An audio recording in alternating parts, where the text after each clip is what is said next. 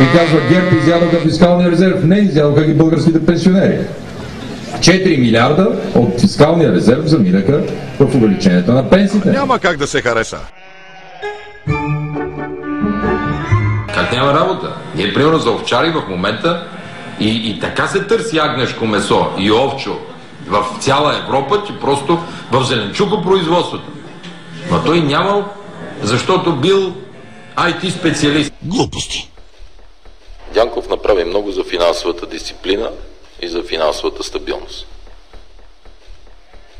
Той нямаше абсолютно никаква подкрепа нито в партията, нито в правителството. Имаше само моята подкрепа.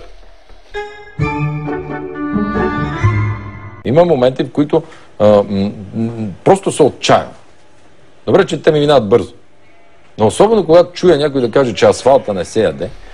Вие сте прости, аз за просто това за разбираме.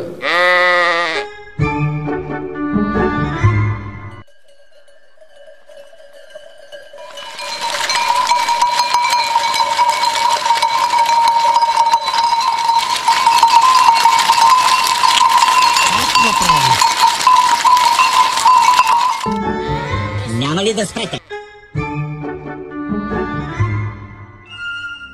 Купуването и продаването на гласове е престъпление.